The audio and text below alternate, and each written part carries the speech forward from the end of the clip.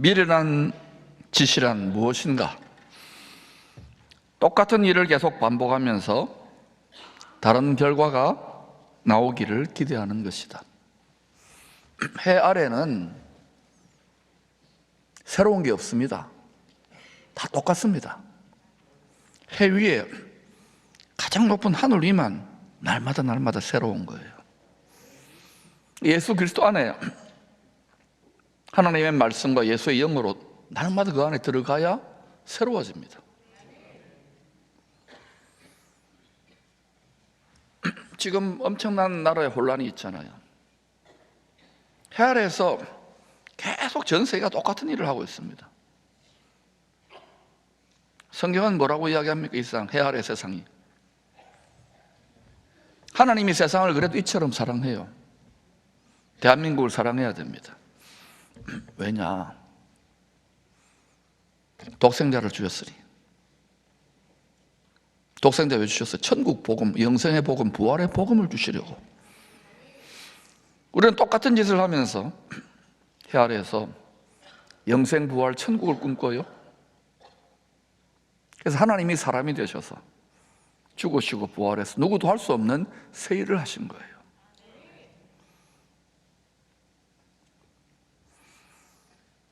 신앙생활도 마찬가지예요. 우리 몸을 하나님께 산제물로 드리지 않으면서 계속 예배 드린다, 신앙생활한다, 뭐 한다, 어떤 결과가 나올까요? 다른 결과가 안 나옵니다. 몸을 드리지 않았는데. 우리는 사랑하는 대상에게 몸을 드립니다. 강아지를 사랑합니까? 강아지를 위해 헌신하잖아요. 낚시를 좋아합니까? 세상의 추운 날씨에도 며칠씩 배를 타고 배멀미 속에서 낚시하는 분들이 있어요. 낚시를 사랑하기 때문에. 그걸 낚시인이라 그래요. 우리는 그리스도를 사랑하기 때문에 그리스도인이에요. 그리스도인. 사랑합니까? 사랑하면 몸을 드리는 거예요. 헌신하는 거예요. 교회를 사랑합니까? 사랑의 농도와 밀도가, 정도가 다 다른 거예요. 뜨거움이. 몸을 산제물로 드리지 않은 채로 계속 신앙생활하면 변화나 성장이 별로 없을 겁니다. 다람쥐 쳇바퀴 도는 듯한 무미건조한 신앙생활이 계속되는 것이죠. 간정도 예수 자랑할 게 별로 없어요. 그러니까 많은 사람들이 있어도 성도들이 막 예수 자랑하고 막 흥분해가지고 막 이러는 사람도 오히려 이상해지잖아요. 살만한데 물질적으로. 주님을 뜨겁게 사랑하는 열정도 식어서 심드렁해집니다. 미지근해집니다. 라오디게아 교회가 죽으실 때 교회를 하잖아요. 이유가 뭐냐? 몸을 하나님께 드리지 못해요. 왜냐? 사랑한다고 하지만 내 몸에 죽을 몸입니다. 썩을 몸입니다. 이 몸에 묶여있는 거예요. 내 마음과 생각이. 그래서 사실은 우리가 뭐 죽기까지 사랑한다 그러잖아요. 다 우리가 몸이 죽을까 봐 두려워하고 있는 거예요. 잔인하고 흉악하게 몸과 땅에 결박되어 있는 거예요. 이걸 끊고 전진하라고 자꾸 하나님이 성령으로, 말씀으로, 또 말씀 맡은 자들 자꾸 푸시하는 거예요, 여러분.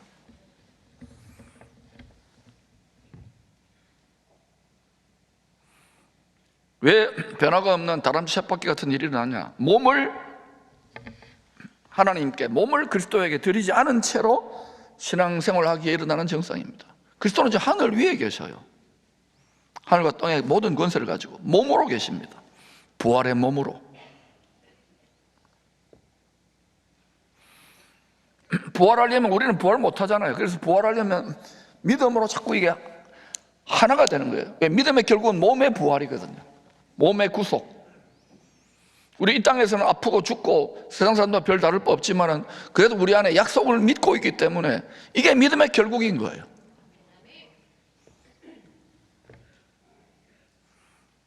성경이 계시하는 가장 큰 신비는 남자와 여자가 서로 사랑하잖아요. 결혼합니다. 가장 뜨거운 갈망 아닙니까? 한 몸이 되는 거예요. 결혼해서. 그것처럼 그 비유를 든 거예요. 그거를 땅에 가족을 꾸리게 해놓고 이런 것처럼 때가 되면 그리스도와 교회가 한 몸이 된다. 결혼한다. 구름 속으로 끌어올려져. 공중에서. 공중이 청소됩니다. 공중에 거세 잡은 자들이 땅으로 쫓긴다고요. 요한계시록 12장에. 그때 끌어올려져야 돼요. 죽어 부활하거나 살아서 몸이 변형되거나. 저는 이것을 믿습니다.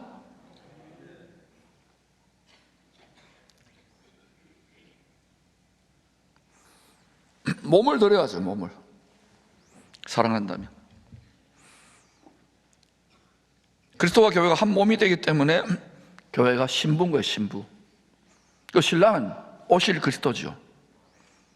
그래서 신랑과 한 몸이 될 것을 알기 때문에 믿음으로 교회는 그리스도의 몸이다, 그리스도 한 몸이다, 이렇게 이야기하는 거예요. 따라합시다. 교회는 뭐라고요? 네, 관념이 아니에요. 지식이 아니에요. 신랑이 머리면 신부는 몸인 거예요. 신랑 신부가 일심동체인데 어디 그렇나요? 저희 부부 빼고는 다 싸우던데? 영과 혼과 육이 다 하나 돼야 돼요. 완전하게. 그래서 내 이웃을, 가장 가까운 이웃이 누굽니까? 남편과 아내죠. 내 몸처럼 사랑하라. 이게 우리는 할 수 없어요. 육체를 갖고 있기 때문에. 그런데 이걸 하라는 거예요.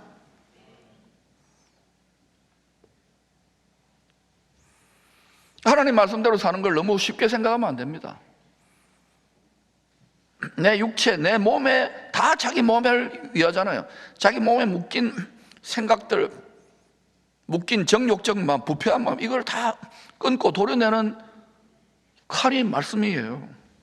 수술을 받아야 된다. 이걸 마음에 할래 그리스도께서 오셔서 말씀으로 오셔서 칼질을 하는 거예요. 이게 변화되려면 아픕니다. 결국은 신앙의 변화는 뭐냐? 마음과 생각이 달라지는 겁니다.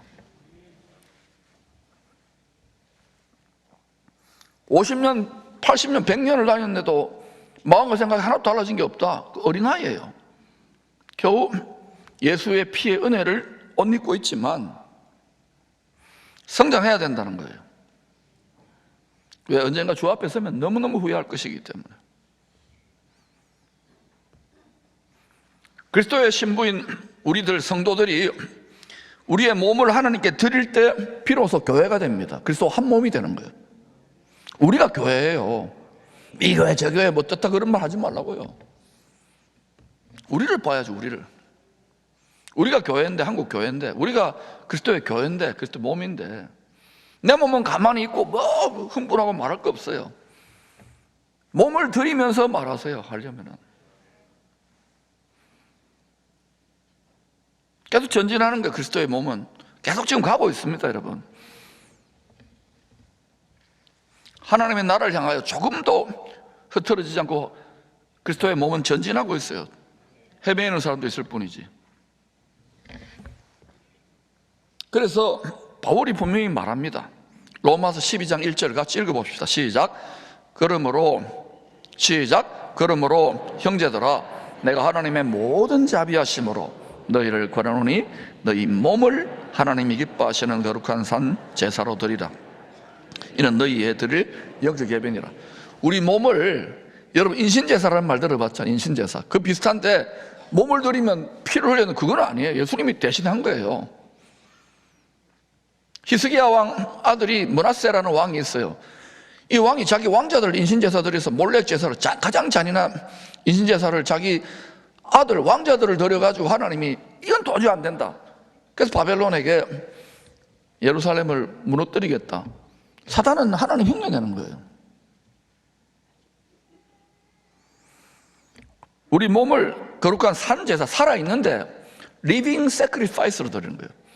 왜 살려주시느냐? 죽어야 되는데, 사형선고 받았는데 죄 때문에 상 주시려고, 하나님의 나라를 이루고 하나님 말씀을 훈련받고 주님을 닮아가려고. 할렐루야. 결국은 몸을 따라 행한 대로 갚아주시고 상 받는 거예요.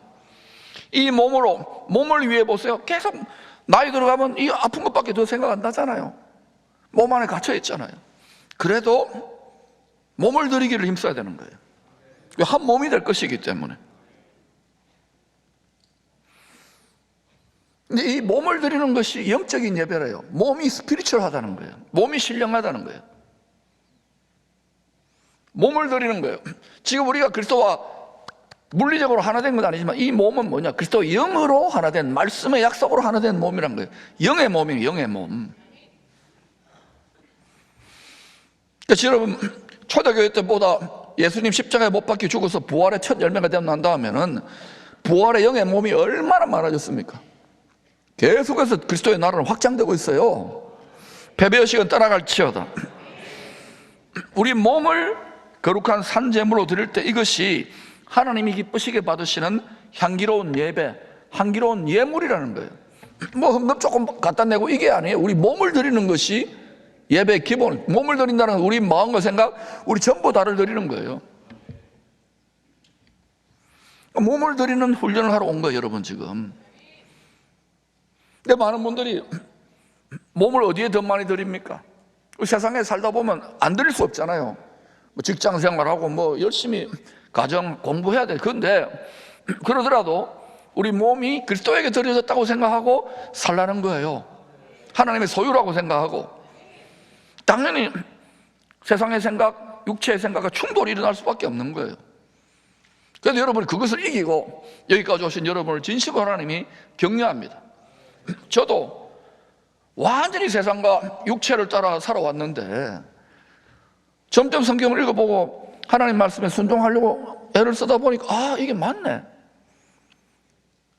점점 확신하게 되는 거예요. 그래서 우리 다 같이 한번 하나님의 오른손이 있다 생각하고, 자, 오른손 높이 들어보세요. 다들 높이 드세요. 높이 들어보고 하나님이 격려합니다. 잘한다고. 자, 쓰다듬어 주세요. 요새 뉴스 보면 화날 일만 많은데 자, 쓰다듬어 줘요. 네. 오늘 하나님이 여러분 쓰다듬어 줘요. 너무 쓰다듬으면 머리 벗겨지니까 조금만 쓰다듬어. 바울이 2차 선교 여행 중에 마게도냐로 건너가서 개척한 교회가 빌립보 교회입니다. 따라서 빌립보 교회. 저는 우리 기쁨의 교회가 빌립보 교회 같은 교회 됐으면 좋겠어요. 재팬 빌립보도 그래서 재팬 빌립보 한 거예요. 빌립보는 로마 귀족들과 고위급 장교들이 휴가를 즐기던 휴양 도시입니다. 분위기 대충 알겠죠? 근데 이 로마 제국과 고위급 군대 장교들은 옷을 좀 뭐랄까요, 본때 나게 입어야 되잖아요. 그래서 여러분 옛날에 로마 시대 영화 보면은 막 장군들이나 장교들이 막 블링블링하게 이렇게 하지만 그 뒤에 망토를 걸치잖아요. 토가라고. 이게 자줏빛이 왕의 색깔이거든. 자줏빛 그 토가라고 하는 겉옷을 입고 나 이렇게 잘났어 이렇게 이제 다니는 거예요. 예? 그런 신분의 상징으로 토가라는 자줏빛 고급 옷감으로 만든 겉옷을 입고 다녔습니다. 그런데 이 토가를 만드는 값비싼 자줏빛 옷감 매장을 운영하던 여사장님이 계셨습니다. 그 여사장님이 루디아인데 이 루디아가 바울 일행이 마게도냐 빌립보시로 가서 만난 거예요. 하나님이 만나게 하신 거예요. 이걸 디바인 컨택. 그 수많은 사도 중에 이 루디아를 만난 거예요. 저와 여러분도 누군가를 통해 지금 예수를 믿게 되고 지금 이 은혜가 있는 거예요. 누구를 만나냐 너무 중요하잖아요. 그 결과로 루디아가 하나님이 그 마음문을 열어 은혜를 주신 거예요. 루디아의 집이 빌립보 교회가 됩니다. 잘 살았겠죠? 그러니까 집이 대저택이었을 거예요. 교회가 되는 거예요. 가정교회가 되는 거예요. 킹덤 패밀리. 그 가족들이 전부 다 그 빌립보 교회 개척 멤버들이 된 거예요. 한국 교회도 처음에 그렇게 출발했습니다.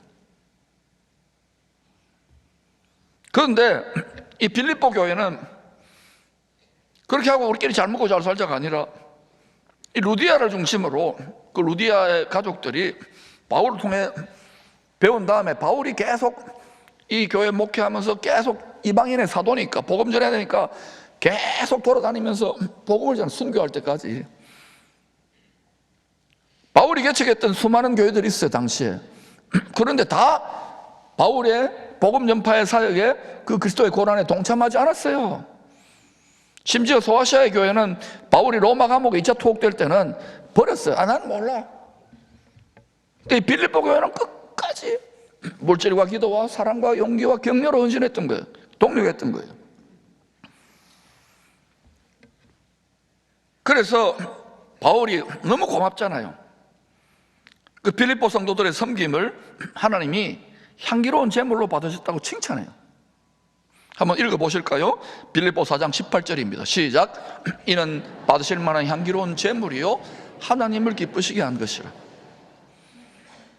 여러분, 우리가 교회를 위하여, 이렇게 복음을 위하여, 또 하나님의 말씀을 이루려고 이렇게 섬기고 예물 드리고 시간 내고 고생하고 헌신하는 거, 이런 거 전부 다 뭐냐? 이 땅에서 다 갚는 거 아닙니다. 직분 따려고 하는 거 아니에요. 하나님께 향기로운 제물로 하나님 받으시는 거예요. 하나님이 향기로운 제물로 받으시면 하나님 복을 주시는데, 그냥 물질적인 복, 형통의 복, 이런 것은 이 땅 살아가야 되니까 주시는 복이고, 실제 복은 뭐냐? 그 과정에서 예수 그리스도를 깊이 아는, 그 사랑을 깊이 깨닫는, 이게 영원히 가는 거기 때문에 이 복을 주시는 거예요. 이거는 다 뭐냐? 빌립보 교회 같이 그리스도에게 몸을 드리는, 바울이 몸을 드리는 것이 그렇게 드릴 때 이게 이루어져요. 그런데 어때요? 교회를 꾸려 놓아도 많은 이방 교회들이 그렇지 않았거든요. 그러니까 예루살렘 교회, 시리아 안디옥 교회, 그다음에 에베소 교회, 빌립보 교회 정도가 당시에 그렇게 하나님의 지상 명령을 감당하려고 앞장을 섰던 그런 대표적인 교회였던 거예요. 나머지는 그렇게 하지 않았어요. 이거는 좋으실 때 똑같습니다, 여러분. 기쁨에게 어떻게 교회가 되게 됐어요. 그런데 하나님이 이렇게 향기로운 제물, 하나님 기쁘시게 받으실 만한 섬김과 봉사를 했을 때 하나님이 바울의 영을 감동해가지고 빌립보 성도들에게 이런 축복을 하세요. 빌립보서 4:19입니다. 한번 볼까요? 시작. 영광 가운데 그 풍성한 대로 너희 모든 쓸 것을 채우실. 왜 영광 가운데냐? 지금 그리스도는 영광 중에 계십니다.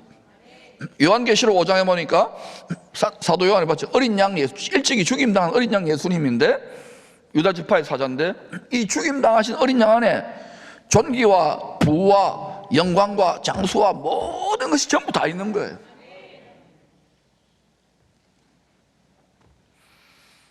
몸을 드린 성도들, 진짜 하나님께 향기로운 예물로 받으실 만한 이런 삶을 살았던, 모든 일상을 살았던 성도들을 하나님이 버리지 않는다고요. 그리스도 예수 안에 영광 가운데 하늘 보좌에 있는 지성소에 그 은혜의 영광, 주님이 다 갖고 있어요. 그 영광 가운데 너희 그 풍성한데 너희 모든 쓸 것을 채우시리라. 근데 왜 이렇게 이 시대의 교회가 이렇게 힘들고 어려울까요? 이유는 뭘까요? 여러분이 안 드리는 거예요. 몸을, 물질을 말하는 게 아닙니다. 얼마나 인색한지 몰라요. 교회를 다녀도 가능하면 싸게 믿자, 가능하면 생색나는 건 맞아. 그러니까 성경학자들이 보면은, 교회학자들이 보면 일정 수준의 경제 수준 이상 되면은 교회 예배, 주님을 사랑하는 그리스도에게 몸을 드리는 이 일이 아주 현저하게 낮아지는 거예요. 딱 지금 대한민국이 30년부터 거기에 딱 걸려 있는 거예요. 근데 그렇게 되지 말자고 계속 지금 제가 안간힘을 쓰고 있는 거예요. 이 나라에 일어나는 정세도 또 그겁니다, 여러분. 왜 다 물질이고 다 돈이고 다 생색내는 것 뿐이지, 누가 몸을 들여 나라를 위해 진짜로 헌신하느냐, 이거 지금 판가름하는 거예요. 국민들이 정말 깨어나야 되는 거예요. 교회가 뻔한 대답인데도 교회조차도 엉뚱한 생각하는 사람들이 많아요. 몸이고 세상이 아니에요. 그리스도에게 드리는 거예요. 할렐루야. 오히려 이때 주님이 향기롭게 받으시는 향기 같은 삶을 살아서 주님이 주시는 풍성한 복을 받기를 축원합니다. 영육간의 복 받기를 축원합니다. 바울은 빌립보 교회를 개척한 지 약 10년이 지난 주후 60에서 61년경, 그러니까 개척하고 한 1, 2년 지난 거예요. 로마 감옥에 1차 투옥됩니다. 감옥이지만 가택 연금 상태라고 생각하면 돼요. 빌립보 성도들에게 보낸 편지가 빌립보서입니다. 학자들은 이 빌립보서를 연구해보고 나서 저도 그렇게 공감하는데 희락의 복음, 기쁨의 편지라고 이름을 붙여요. 한번 읽어보시면 제가 제일 좋아하는 서신서인데 기쁨의 교회 성도들은 빌립보서를 한 100번 읽어야 돼요. 감옥에 갇혀가지고 로마 황제가 재판해가지고 너 사형이야 이렇게 되면 끝장나는데도 얼마나 기쁨이 충만한지 몰라요. 감사하다는 거예요. 패배의식은 조금도 없어요. 두려움의 낙심은 조금도 없어요. 읽어보세요. 이게 여러분 공부를 많이 한다고 되는 게 아닙니다. 근본 원인이 뭐냐? 살든지 죽든지 몸을 들인 거예요. 살아도 죽게 영광, 죽어도 육게 영광. 바울은 이때 빌립보서를 보면은 자기가 1차 투옥 때, 로마 감옥 1차 투옥 때는 안 죽을 것을 성령으로 깨달았던 것 같아요. 읽어보시면 놀랍지 않습니까? 이게 그리스도인 안에 있는 복음의 능력, 이게 예수 자랑하는 거예요. 이거 자랑하는 거예요. 세상 사람들이 아무리 돈 많고 정치가고 재벌이고 아무리 뭐 유명해진다 하더라도 이거 우리의 보물인 거예요. 부럽지 않습니까? 갑자기 부럽지 않습니까? 소리가 작아져요. 나는 그래도 돈 많고 평안하고, 그거는 이 땅 용인데 그것도 주십니다. 그런데 먼저 구할 것을 생각하자는 것이죠. 그게 지혜예요. 지혜. 세상 지혜하고 다릅니다. 그런데 바울이 또 왜 이렇게 기뻐하느냐? 내가 감옥에 갇혔잖아요. 주의 뜻을 위해 살다가 순종했거든요. 너무 들이대고 너무 순종한 거야. 내가 아버지 같았으면 야야 그만 좀 해라 이렇게 했을 것 같은데, 그래도 바울을 하나님이 사로잡은 그 마음과 생각을 질질질 묶여가지고 그리스도의 대사로 드린 거예요. 왜? 그런 사람이 있어요. 하나님 쓰시는 사람들이. 순종을 했는데 그 결과로 감옥에 갇혔어요. 죽을 고생하고. 그런데 바울이 뭐라고 합니까? 여러분 읽었던 본문에 보면 내가 갇힌 일이 도리어 복음 전파의 진보가 되었다. 왜냐? 갇혀 있는데 경호원들이, 로마 그 군인들이 다, 황제의 근위병들이 자기를 24시간 교대 근무에 지켜주고요. 또 셋집인데 그래도 중요한 정치범에 속하니까 왔다 갔다 사람들이 2년 동안 왔다 갔다 하는 거예요. 사도행전 28장을 보면 하나님 나라와 주 예수 그리스도에 대한 것을 거침없이 담대하게 전파하는 거예요. 이거 뭐 경호 받아가면서 밥 먹어가면서 누구든지 영접하면서, 로마의 고관대작 신기하잖아요. 뭐 군인들, 자기 제자들, 뭐 유대인들 다 복음 전하는 거예요. 하나님 섭리가 놀랍잖아요. 그러니까 그 대제국을 한 300년 만에 완전히 뒤집어 버리잖아요. 이게 복음의 능력인 거예요. 하나님은 우리하고 생각이 다릅니다, 여러분. 바울이 이걸 깨달았던 거예요. 복음의 진보가 되고 있다. 기쁘다는 거예요. 감옥에 갇혔는데도 성령으로 기뻐요. 왜? 세상적으로 보면 안타깝고 풀어주세요 이긴데 그게 아니고, 그리스도의 복음이 성령이 너에게 임하시면 너의 권능을 받고 예루살렘과 온 유대 사마리아 땅 끝까지 이르러 내 증인이 된다고, 이게 나타나고 있는 거예요. 지금 나라도 온 세상도 이상하게 돌아가지만 복음은 땅 끝까지 전해집니다. 그게 지상 명령이에요. 우리는 이거 내 건강, 내 뭐 주식 투자, 내 뭐 우리 교회 뭐 이런 걱정하지만 걱정하지 말라고요. 뭐 말씀이 이루어진다고요. 성령으로 말미암지 않고도 깨달을 수 없어요. 말씀으로 말미암지 않고 깨달아질 수 없는 거예요. 그러니 바울이 저 정도면 기가 꺾이고 저 정도면 좌절하고 저 정도면 끝장나야 되는데, 바울도 연약할 때가 있었지만 더 기뻐하고 성령으로 충만했던 거예요. 복음이 전해야 되니까 막 좋아했던 거예요. 성령으로 기뻐하는 저 모습을 보고, 저 담대함을 보고 감옥 바깥에 있던 제자들이나 성도들이 더 겁없이 용기를 얻고 네가 진짜 맞다, 그리고 담대히 복음을 전하는 거예요. 그 전화위복의 계기가 된 거예요. 여러분 대한민국을 위해서 그렇게 기도하시기를 축원합니다. 이 진통을 하나님이 전화위복의 계기로 좀 역사해 달라고.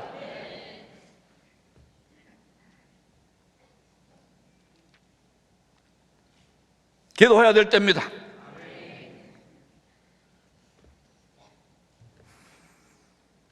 주와 복음을 위해 충성을 하다가 시험과 고난과 연단이 있을까요? 있지요. 사도들은 순교했습니다. 선지자도 하나님의 말 전하다가 감옥 갇히기도 하고 그런 일을 겪어요. 선교사들이 여기에 백몇십 년 전에 와가지고 복음 전할 때 쉬웠어요? 우리 일대 신앙인들 그 예수 믿고 갈 때 그 미신 덩어리의 세상에서 그때까지 굴 위에 우리 여기 있는 거예요. 마냥 이렇게만 될 것 같아요? 우리가 대가집을 향기로운 재물, 거름이 되지 않고서는 어떻게 다음 세대들 가운데에 이 시대가 한국이 복된 미래로 열방을 열겠습니까? 하나님이 허락한 진통이라고 저는 생각합니다. 그래서 다르게 생각해야 돼요.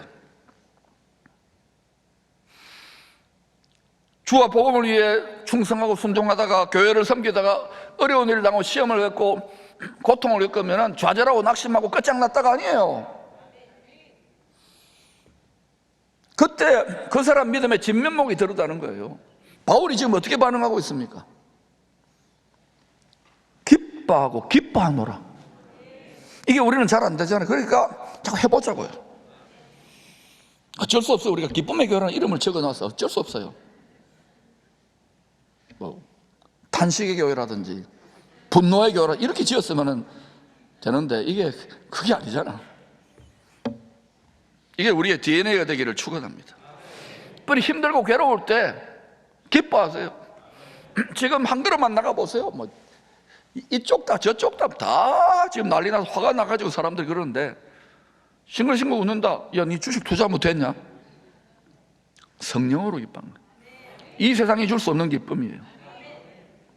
그리고 이 세상을 바라보면서 하나님의 세상 이처럼 사랑하사로 아픈 마음을 가지고 기도해야 돼요.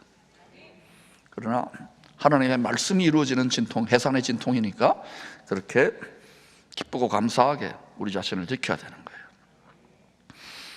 몸을 하나님께 산제물로 드릴 때 비로소 우리 몸이 뭐가 됩니까? 그리스도와 한 몸, 그리스도의 몸이 되는 거예요. 그때 우리가 교회가 되는 거예요. 교회가. 몸을 드리지 않는데 교회가 이렇다 저렇다? 몸을 드립니까? 진심으로? 그것도 한계가 있잖아요. 묶여있고. 그런데 드리기는 힘쓰는 거예요.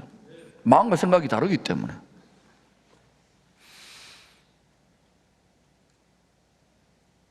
우리가 그리스도의 몸이 될 때 우리 몸에 그리스도의 권능, 성령의 권능이 옷입혀집니다.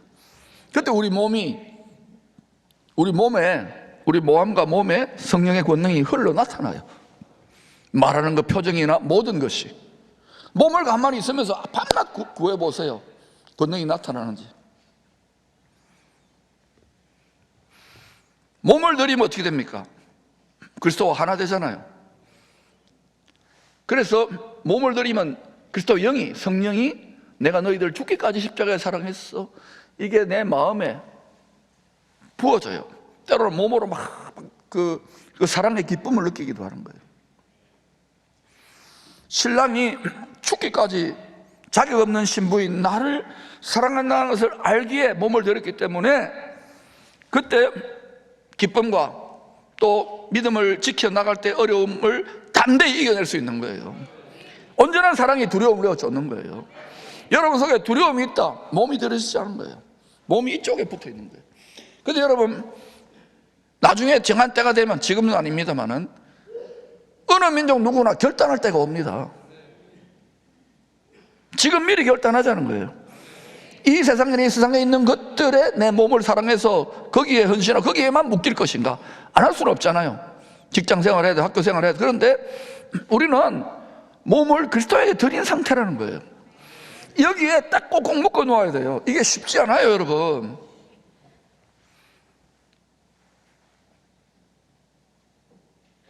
왜냐? 우리는 부활과 영생의 몸으로 가는 거예요.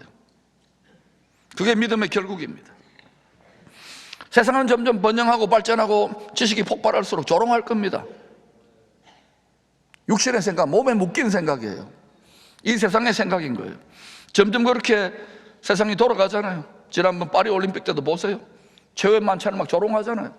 우리가 세상 다 잡았다 이거죠. 그렇지 않습니다. 하나님 말씀대로 됩니다. 몸을 들이지 않은 채로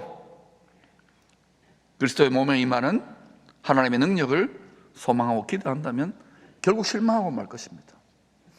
얼마나 많은 실망한 사람들이 많아. 하나님께 실망하고 교회에 대해 실망하고 몸을 드립니까? 필립 얀시라는 작가는 이런 류의 실망을 두 책에서 잘 다루었어요. 첫 번째 책이 뭐냐고요? 제목이 재밌습니다. 하나님께 대한 실망. 따라서 하나님께 대한 실망. 읽을 필요는 없어요. 추천만 한 거예요. 또 하나는 교회, 나의 고민, 나의 사랑. 왜 우리가 신앙생활을 하나님께 실망할까요? 실망한 증거가 불평하고 원망하잖아요. 그죠? 몸을 들이지 않은 채로 우리 이 세상에 우리 죽을 몸에 묶이는 생각으로 하나님의 말씀을, 하나님 행하시는 일을, 하나님의 뜻을 판단하기 때문입니다. 그러니까 몸의 생각, 몸의 눈으로 보니까 왜 이렇게 하나님 계시고 세상이 왜 이 모양이 그러잖아요. 여러분, 세상 임금 마귀가 자기의 때가 얼마 남지 않았다고 이야기하잖아요. 마귀는 어떻게 시험합니까? 채를 안고 영광을 줄게, 네 영혼을 팔아라, 한번 엎드려 경배해봐라. 이제는 여러분 점점점 대한민국이요, 우리 다음 세대들은 열방의 정사와 권세와 이 부분으로 점점 눈이 열리는 자들이 앞으로 일어날 겁니다. 저는 예상합니다. 마음을 지키는 전쟁이에요. 그리스도께서 왜 오십니까? 그리스도의 나라를 세우기 위해서요. 그리스도가 왕 아닙니까? 그 세상 왕이 오지 말라고 천을 많고 영광을, 육체의 정욕을 따라서 막 어때 쉽게 영혼을 팔잖아요. 권력을 위해서라면, 명예를, 쾌락을 위해서라면 말씀으로 형통해야 될 줄로 믿습니다.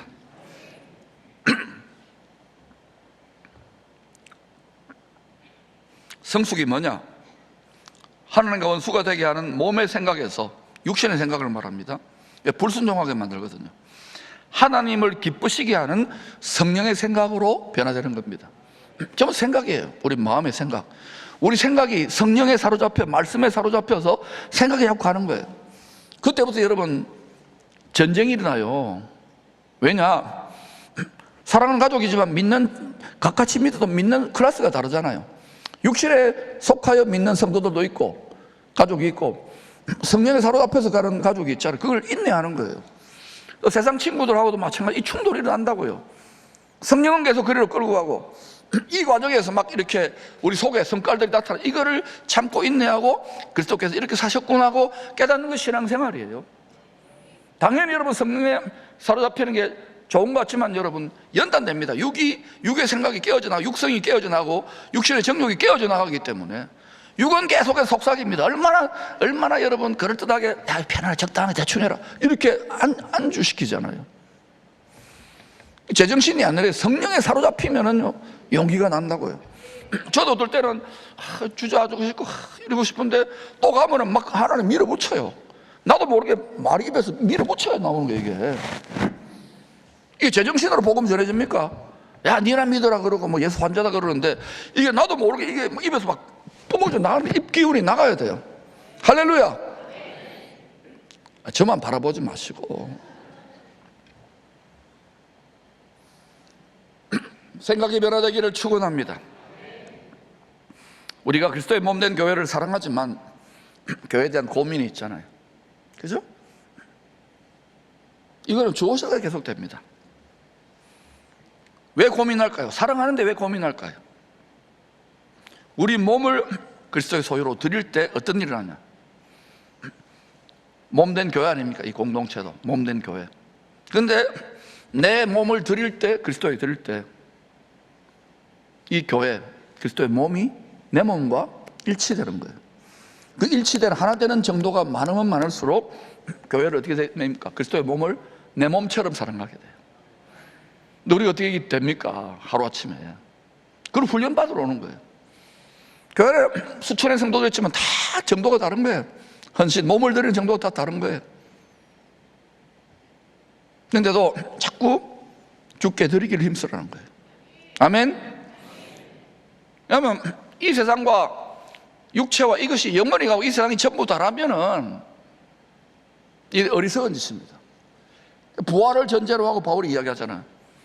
이 세상뿐이라면 우리는 정말 불쌍한 자야. 교회가 변질 타락되는 건 간단합니다. 몸을 들이지 않은 채로 몸을 이 세상과 이 세상의 즐거움과 세상 사람들의 유흥장 비슷하게 자꾸 만들어가요. 그러면 안 된다는 거예요. 그런 게 그 문화가 필요하겠지만 그래도 정신이 십자가 스피릿이라는 거예요. 할렐루야. 하나님이 지금 열방을 보시고 대한민국을 보시면서 그런 하나님의 스피릿이 풀어질 만한, 그걸 담을 만한 그릇이 어디 있는가? 저요. 대한민국이 되기를 축원합니다. 몸을 드릴 때 그리스도의 몸에 대한 고민이 나의 문제가 됩니다. 얼마나 교회에 대해서 많은 말, 세상에 대해서 얼마나 많은 말을 합니까? 여러분의 문제입니까? 여러분의 몸입니까? 그러면 자기 몸은 끔찍하게 챙기잖아요. 얼마나 모순이에요. 주님의 관점에서. 몸을 들이지 않으면 교회와 내 몸은 따로 놉니다. 그리스도의 몸과 내 몸은 따로 놉니다. 그러면 어때요? 그리스도가 몸으로 오십니다. 영광의 주로. 그때 내 몸과 그리스도의 몸은 분리됩니다. 그래서 다 신부, 다 어린 양의 아내가 되는 게 아니죠. 어린 양의 아내가 새 예루살렘 성이라고 그러잖아요. 성경은 정말 정확해요. 감옥에서 바울은 그리스도 몸을 섬기는 두 종류의 성도들이 활동하고 있는 것을 소식을 듣습니다. 하나는 바울이 감옥에 갇혀서 고난당하는데도 더 괴롭게, 더 고통을 주려고 투기와 분쟁으로 순수하지 못하게 섬기는 자들이 있었어요. 바울, 네가 뭐 사도야, 네가 더 고통을 주려고. 초대교회 때도 그런 게 있는 거예요. 지금도 그런 게 있습니다, 여러분. 열방에 어디든지. 투기와 분쟁, 순수하지 못하게. 다른 하나는 착한 뜻으로 순수한 사랑으로 섬기는 성도들입니다. 둘 다 그리스도의 몸을 섬기는 것 같이 보이잖아요. 그리스도의 복음을 전하는 것 같이 보이잖아요.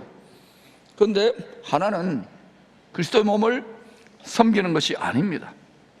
단지 자기 몸을 섬기고 있는 것 뿐이에요.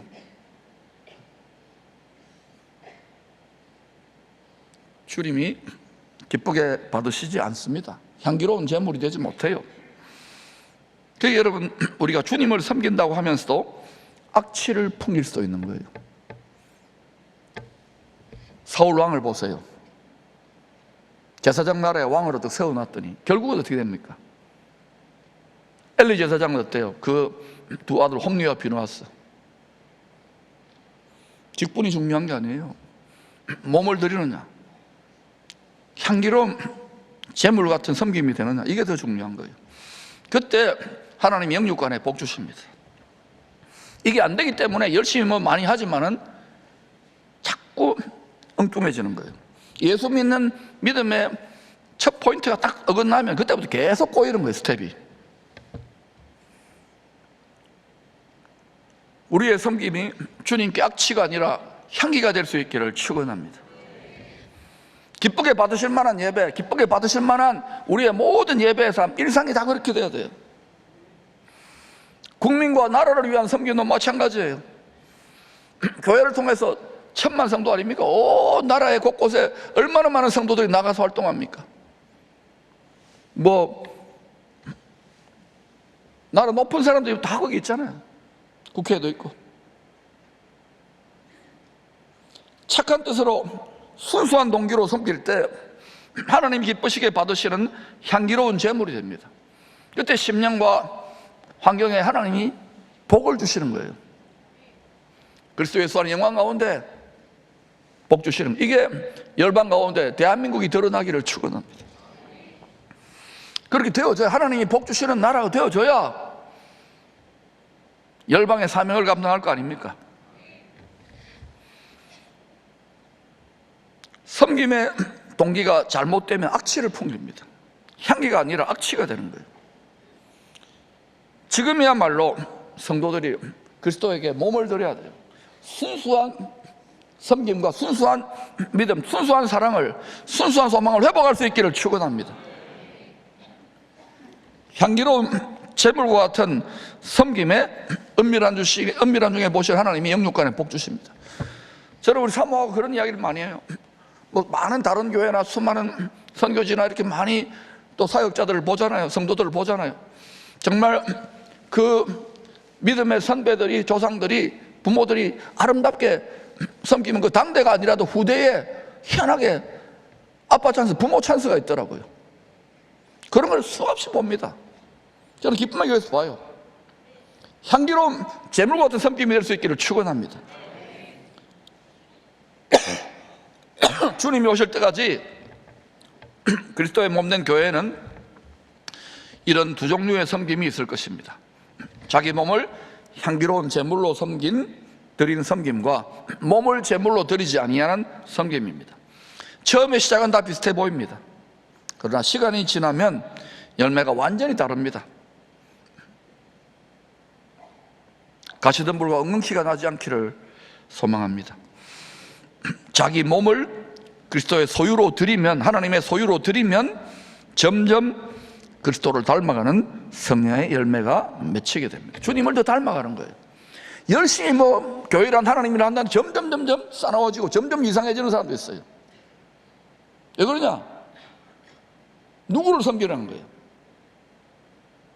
몸을 그리스도에게 드릴 수 있기를 축원합니다. 체제자, 체제. 주 오셔서 거룩한 체제, 죄가 없는 체제를 이루신다니까요. 몸체자. 죄가 앞으로도 이제 창궐해질 거 열방에. 그때 우리 민족은 하나님 기뻐하는 줄에 설 수 있기를 축원합니다. 그것 때문에 기도하고 믿음의 선한 싸움을 싸우는 거예요.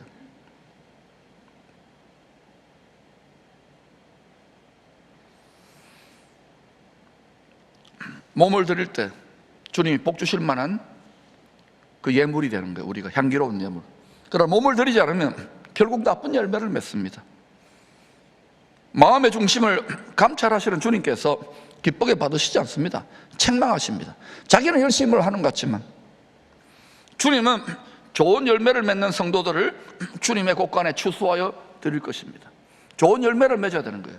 주님을 닮은 열매, 부활의 첫 열매, 주님을 닮은 첫 열매로 추수되기를 축원합니다. 바울은 성도들의 두 종류의 섬김에 대한 소식을 감옥에서 들었습니다. 하나는 바울이 너무 기뻐했겠죠. 근데 하나는 듣고 어때요? 열받았지 않겠어요? 자기를 고통스럽게 하려고 시기와 분쟁과 투쟁, 바울이 음해하고 이런 일이 있었겠죠. 근데 바울이 실망하고 부정적인 소식에 화를 낼 수 있었지만 긍정적인 일도 있잖아요. 그래서 바울은 전혀 다른 반응을 보여요. 도리어 크게 기뻐하고 또 기뻐합니다. 이게 바울의 위대함, 이게 우리가 가져야 될 영성인 줄로 믿습니다. 성령께서 주시는 기쁨, 이 땅에 속한 몸의 기쁨이 아니라 그리스도의 몸, 하늘에 있는 그리스도 한 몸 된 그 신령한 그리스도의 영의 능력으로 주시는 기쁨이에요. 그래서 바울이 빌립보서 1장 18절을 읽어볼까요? 시작. 그러면 무엇이냐? 거칠애로 하나 참으로 하나 무슨 방도로 하든지 전파되는 것은 그리스도니 이로써 나는 기뻐하고 또한 기뻐. 거칠애로 하는 거 뻔히 보잖아요. 눈 가리고 아웅하는데도 바울은 어때요? 감옥에서 그걸 다 아는데도 내가 기뻐하고 기뻐한다. 왜? 전파되는 것은 그리스도예요. 그리스도의 나라가 온다는 걸 바울은 확신했다고요. 그리스도의 체제, 거룩한 그리스도의 몸 체제가 이루어진다니까요. 그리스도의 몸을 충성스럽게 섬기는 일꾼이라도 이런 시험을 막상 우리가 경험하면 어렵습니다. 그죠? 나는 열심히 순수하게 했는데 그렇지 않아. 그러면 막 흔들리기도 하고 답답하기도 하고 손해보는 것 같고 열받고 막 분통이 터지고 그럴 거예요. 그죠? 근데 여러분, 하나님이 감찰하실까 안 하실까요? 안 하시는구나. 그러면 그렇게 하지 마세요. 하나님은 은밀한 중에 다 보고 계십니다. 결국은 하나님의 뜻이 이루어져요. 바울은 그런데 이런 상황에서 이런 열받을 수 있고 부정적인 것에 그냥 상심하고 낙심하고 우울증 걸릴 수 있는 상황에서 성령으로 기뻐하고 기뻐했습니다. 어떻게 그 뒤에 보시면 바울이 이렇게 말합니다. 살든지 죽든지 내 몸에서 그리스도가 존귀히 나타나기를. 몸을 그리스도에게 드린 거예요. 자기 몸이 아닌, 만약에 바울이 자기 몸의 안위, 자기 육체의 생명의 안위에 집착했다면 절대 이렇게 안 합니다. 살든지 죽든지 내 몸을 그리스도의 소유로 드렸기에 어떠한 형편에서도 마음을 지킬 수 있었어요. 자기 몸을 그리스도의 소유로 드려서 힘들게 배운 마음을 지키는 비결을 바울이 이렇게 빌립보 4장 11, 12절에서 알려줍니다. 시작. 내가 궁핍바보로 말하는 것이 아니라 어떠한 형편에든지 내가 자족하기를 배웠노니 내가 비천에 처할 줄도 알고 풍부에 처할 줄도 알아. 모든 일에 배부르며 배고픔과 풍부와 궁핍에도 일체의 비결을 배웠노라. 바울은 실제로 많은 연단을 통해서 일체의 비결, 내 몸이 아니구나, 날마다 죽노라, 그리스도 한 몸 되는 길을 들이길 힘썼기 때문에 항상 기뻐했어요.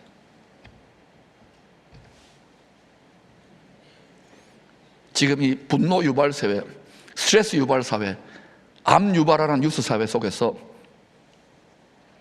이것이 우리의 경쟁력이 되기를 축원합니다.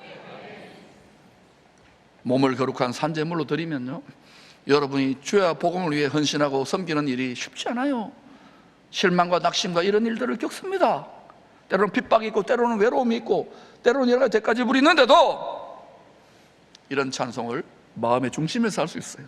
왜? 영원히 가는 것은 주를 향한 나의 사랑이기 때문에. 주 내 마음에 모신 후에 날 주장하시네. 주께 내 마음 드린 후에, 몸을 드릴 수는 없으니 마음을 드린 후에 더욱 섬길수록 더 귀한 주님, 더욱 섬길수록 더 귀한 주님, 더 사랑할수록 주 날 사랑해. 매일 내 마음속에 기쁨 넘치네. 매일 내 마음속에 기쁨 넘치네. 매일 내 마음속에 기쁨 넘치네. 레코드판이 고장났어요.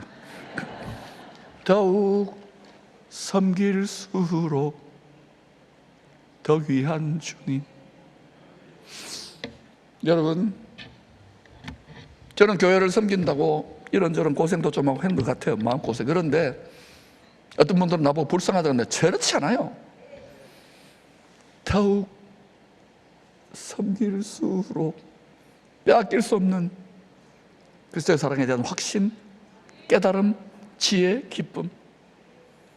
여러분 심령에 이 보물이 가득한 한 해가 될 수 있기를 축원합니다.